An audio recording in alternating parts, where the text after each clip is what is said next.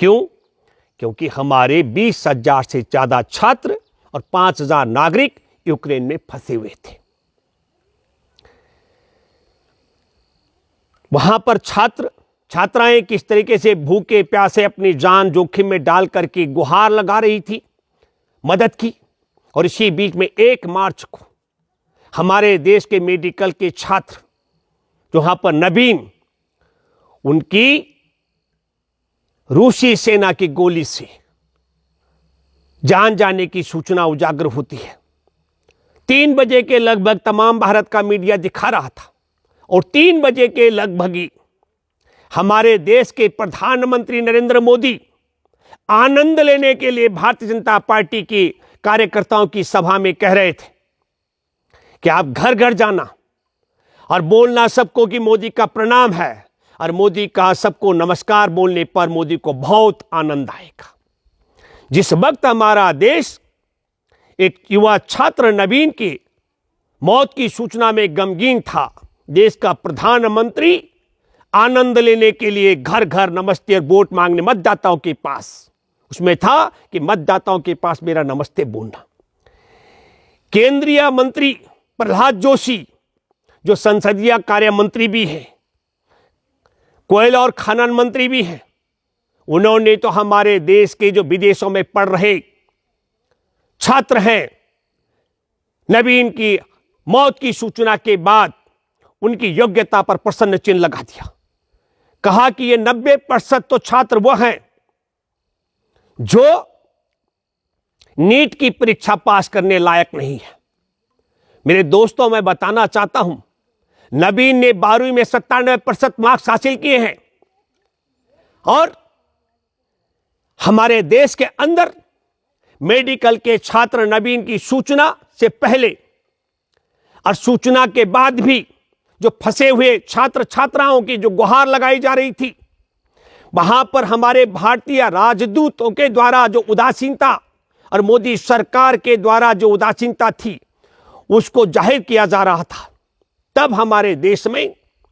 देश के छात्र विरोधी, किसान विरोधी, महिला विरोधी, मीडिया विरोधी, मुस्लिम विरोधी, गरीब विरोधी, आदिवासी विरोधी, मोदी समर्थक अंधभक्त इसको साजिश बता रहे थे। गोदी मीडिया भी भूमिका निभा रहा था। मैं आपको बताना चाहता हूं, हमारे देश में सत्ता के शिखर पर बैठे रंगार बिल्ला गुजरात से हैं, और जिस रंगार बिल्ला जिस गुजरात से हैं वहां का मैं बात करना चाहता हूं, एक विद्यार्थी का। आप सब लोगों ने वो वीडियो वो ऑडियो सुना होगा। हमारे देश में मोदी सरकार ने के विदेश मंत्रालय ने एक हेल्पलाइन नंबर जारी किया और उस हेल्पलाइन नंबर पर एक विद्यार्थी का चाचा राजू भाई करपड़ा वो मदद के लिए फोन करता है, और तब विदेश मंत्रालय की हेल्पलाइन से बताया जाता है कि सरकार कुछ नहीं कर सकती है। उसकी शिकायत थी कि पोलैंड तक हमारे बच्चे जैसे तैसे पहुंच चुके हैं, वहां 1200 बच्चे फंसे हुए हैं,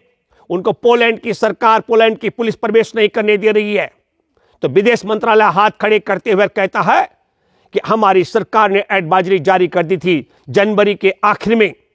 और उस एडवाइजरी में कहा था कि विशेष तौर पर सभी भारतीय यूक्रेन छोड़ दें, लेकिन उनमें विशेष तौर पर स्टूडेंटों के लिए भी, विद्यार्थियों के लिए भी कहा गया था। एकदम झूठ, सफेद झूठ, ठीक मोदी की तर्ज पर। जिस तरीके से मोदी झूठ बोलने में एक्सपर्ट हैं, उसी तरीके से विदेश मंत्रालय की हेल्पलाइन पर भी झूठ बोला गया। मैं 17 फरवरी को, वीरवार का दिन था, विदेश मंत्रालय के प्रवक्ता अरिंदम बागची ने एक प्रेस मीडिया ब्रीफिंग में साफ साफ कहा कि भारत सरकार का अभी यूक्रेन में अपने नागरिकों को निकालने की कोई योजना नहीं है। विदेश मंत्रालय की यह एडवाइजरी की बात कि जनवरी के अंत में यूक्रेन छोड़ने के लिए कहा गया था, ठीक उसी तरीके से है। इतना झूठ, जिस तरीके का झूठ गलवान घाटी में भारत के 20 निहत्थे जवानों को चीनी सेना ने घुस करके पीट पीट कर मार डाला था और 76 जवानों को अधमरा कर दिया था, तब देश के प्रधानमंत्री मोदी बोले थे, न कोई घुसा है, न कोई घुस आया है, और न हमारी किसी चौकी पर किसी का कब्जा है, जबकि गलवान घाटी में चीनी सैनिकों का आज भी कब्जा कायम है। 21 फरवरी को पहली मर्तबा एक एडवाइजरी जारी करती है मोदी सरकार के इशारे पर यूक्रेन में भारतीय एम्बेसी। यह संयोग है कि प्रयोग है। देखिए कि 25 फरवरी को एक जहाज, 27 फरवरी को 2 जहाज और 6 मार्च को 1 जहाज यूक्रेन में फंसे 20,000 से ज्यादा छात्र और 5,000 नागरिकों को निकालने के मददगार करेगा। और 21 फरवरी को तय करती है मोदी की सरकार और 24 फरवरी को रूस हमला कर देता है यूक्रेन पर। तो क्या सच में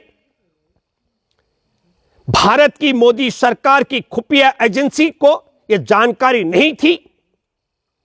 कि 25 तारीख की उड़ान भरने से पहले 24 तारीख को रूस की सेना यूक्रेन पर हमला कर देगी? यदि सच में यह जानकारी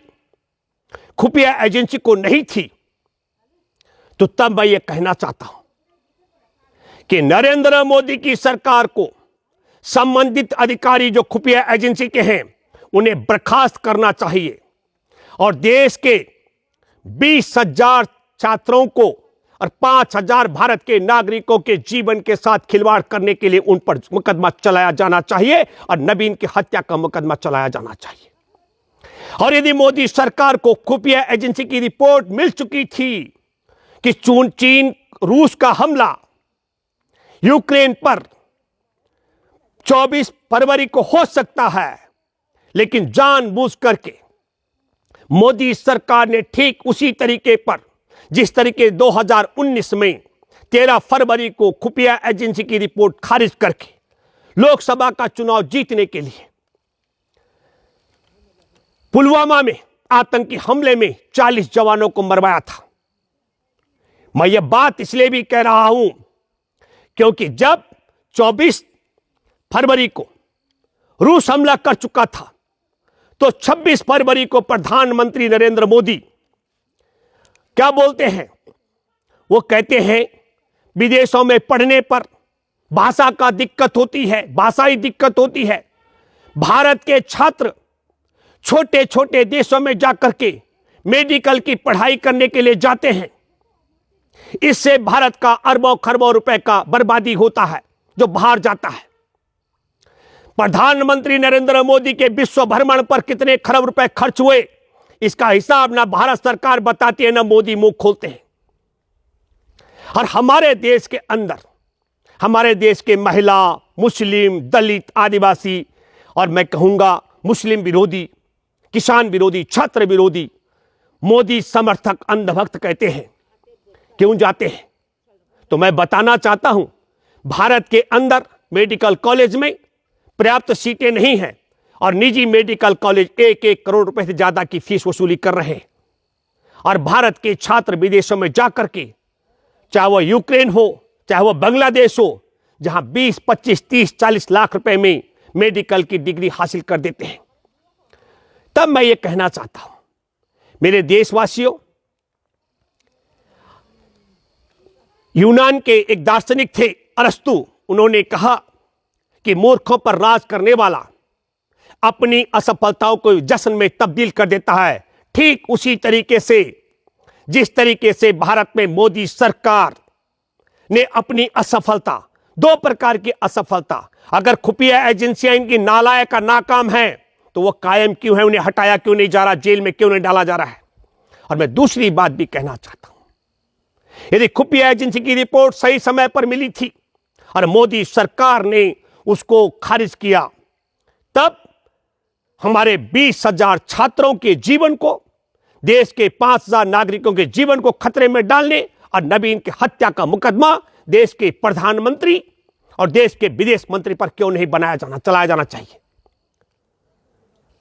इसलिए मैं कहना चाहता हूं अरस्तु की वो बात आज भी कहा जा रहा है कि भारत की सरकार के मंत्री वहां पर फंसे हुए लोगों को निकाल रहे हैं, बिल्कुल झूठ है। वहां यूक्रेन में फंसे हुए छात्र पैदल हो, भूखे प्यासे हो, गाड़ी घोड़े से हो, अपनी मेहनत से यूक्रेन की सीमा पर पहुंचकर दूसरे देश में प्रवेश कर रहे हैं और वहां जब पहुंच रहे हैं तो वहां जहाज पर बैठाने के लिए मंत्री फोटोग्राफी करा रहे हैं। यूक्रेन के अंदर पहुंच करके मदद ना तो भारत की वायुसेना कर रही है, ना भारत के मंत्री कर रहे हैं, और ना नरेंद्र मोदी के संबंध कर रहे हैं। बात मैं इसलिए कह रहा हूं, बहुत बड़ा चढ़ाकर बताया जा रहा है कि मोदी के बहुत बड़े संबंध है पुतिन के साथ, लेकिन मैं दावे से कह सकता हूं कि जिस सीमा के पर रूस का युद्ध चल रहा है, हमारे देश के छात्र वहां से 14, 16, 18 किलोमीटर की यात्रा करके दूसरे देश पोलैंड की तरफ, पश्चिम की तरफ निकल रहे हैं। रूस ने सुरक्षित गलियारा हमारे छात्रों को निकलने के लिए नहीं दिया है। इसलिए मेरे दोस्तों, हमारे देश को सोचना और समझना पड़ेगा। 19 जनवरी को जिस दिन अमेरिकी राष्ट्रपति जो बाइडेन रूस के राष्ट्रपति रूस को धमका रहे थे यूक्रेन पर हमला करने के लिए, खबरदार परिणाम भुगतने की चेतावनी दे रहे थे, ठीक उसी दिन 19 जनवरी 2022 को भारत का प्रधानमंत्री यूक्रेन में अपने पढ़ाई करने वाले 20,000 छात्रों और 5,000 नागरिकों की चिंता छोड़ करके गोवा में चुनाव की रणनीति बना रहे थे, विधानसभा का चुनाव जीतने के लिए। जिस दिन हमारे देश के छात्र नवीन की हत्या की सूचना जिस वक्त आई, प्रधानमंत्री नरेंद्र मोदी मतदाताओं के पास अपना संदेश आनंद लेने के लिए, घर घर पहुंचाने के लिए आह्वान कर रहे थे। 12 फरवरी को अमेरिका और उसके सहयोगी देशों ने अपने नागरिकों को 24 घंटे के अंदर यूक्रेन छोड़ने के लिए कहा था, और 17 फरवरी को हमारे देश के विदेश मंत्रालय के प्रवक्ता ने कहा कि किसी भी कीमत पर हमको अभी हमारे सरकार की नियत या इरादा बाहर अपने नागरिकों को वहां से हटाने का नहीं है यूक्रेन से। यह बात मैं इसलिए कह रहा हूं, अरे कम से कम यदि हमारे देश की खुफिया एजेंसी इतनी नालायक हैं तो रूस और उसके सहयोगी देशों का अनुसरण करते हुए मोदी सरकार हमारे देश के 20,000 छात्रों को और 5,000 नागरिकों को वहां से निकालती तो न नवीन की जान जाती, न नवीन मारा जाता, न हमारे देश के छात्र जान जोखिम में डालकर पैदल भूखे प्यासे तड़पते हुए दूसरे देश में जान बचाने के लिए पहुंचते। मेरे दोस्तों, इससे पहले 1990 का मैं जिक्र कर रहा हूं, माफी चाहता हूं, 2000 बोल दिया। 1990 में जब इंद्र कुमार गुजराल हमारे देश के विदेश मंत्री थे और देश में प्रधानमंत्री बीपी सिंह जी थे, तब हमारे देश ने विश्व रिकॉर्ड बनाया था। जब कुवैत का और इराक का युद्ध था, उसमें 2 लाख से ज्यादा भारतीयों को एयरलिफ्ट किया गया था। तब संसाधन नहीं थे, तब 2 लाख लोगों को इकट्ठा करने के लिए आज के तौर पर जो तकनीक है, हमारे पास मोबाइल, इंटरनेट, व्हाट्सएप, ये तमाम जो सोशल मीडिया के माध्यम से जानकारी पहुंचने का माध्यम नहीं था। आज तो माध्यम था। हमारे देश के बालक बालिकाएं यूक्रेन में तड़पते रहे, बम धमाकों के बीच में सहम करके भूखे प्यासे, और भारत की सरकार नरेंद्र मोदी उनको निकालने की बजाय तब ये भाषण देने लग गए कि भारत के बच्चे विदेशों में क्यों पढ़ते हैं, भाषा की दिक्कत होती है, अरबों खरबों रुपए जाया होता है। तो दोस्तों, हमारे देश की मोदी सरकार की प्राथमिकता और दुनिया की प्राथमिकता का मैंने जिक्र किया। जो बाइडेन का, उन्होंने 19 जनवरी को आगाह कर दिया था, 12 फरवरी को अपने देश के नागरिकों को निकालना शुरू कर दिया था। हमारे देश की मोदी सरकार ने तो हमला होने के बाद की तारीखें तय कर रखी थी, और 26 तारीख को फिर प्रधानमंत्री नरेंद्र मोदी ने छात्रों को निकालने की बजाय इस पर सवाल खड़े कर दिए। और जब हमारे देश के नवीन छात्र की मेडिकल का जो 4थे वर्ष का छात्र था, उसके 100 भारत में पहुंचता है, तो केंद्रीय मंत्री प्रहलाद जोशी किस तरीके से हमारे देश के विदेशों में पढ़ने वाले मेडिकल के छात्रों का मजाक उड़ाते हैं, उपहास उड़ाते हैं, उनकी योग्यता पर सवाल खड़े करते हैं। ये दुख और अफसोस की बात है। मैं इसलिए आप सब लोगों से अपील करता हूं, दुनिया में रहने वाले नागरिकों से अपील करता हूं, ये धर्म की अफीम पिला करके आप सब लोगों को बदनाम करने का षड्यंत्र करते हैं, आपकी जान जोखिम में डलवाने का षड्यंत्र करते हैं। नरेंद्र मोदी ने यह तो कहा कि विदेशों में नहीं पढ़ना चाहिए, लेकिन भारत में जो मेडिकल की परीक्षा, मेडिकल की पढ़ाई पढ़ाई के नाम पर 1-1 करोड़ रुपए की लूट और डकैती डाल रहे हैं निजी कॉलेज, उस पर मोदी मौन हैं और नए नए कॉलेज खोलने की फिर बात कर रहे हैं। हमारे देश में पढ़ाई को निजी लाभ का जरिया बनाने की बजाय अगर मोदी सरकार कहे तो सरकारी संस्थानों में, मेडिकल कॉलेज में सीटों का बढ़ोतरी की तरफ काम करे, ये हो सकता था। लेकिन ऐसे भी अभी आपने देखा कि हमारे देश में किस तरीके से ऐन मौके पर तब 1990 में 2 लाख लोगों को एयरलिफ्ट करने की भूमिका एयर इंडिया ने निभाई थी। अब तो एयर इंडिया टाटा को बेच दिया गया है और इस बात को भी आप सबको समझना पड़ेगा। आपदा में अवसर, जब हमारे छात्र वहां फंसे हुए थे तब 25, 30, 35 हज़ार रुपये का जो किराया था उसे 80, 90 हज़ार तक वसूली की बात शुरू हो गई थी।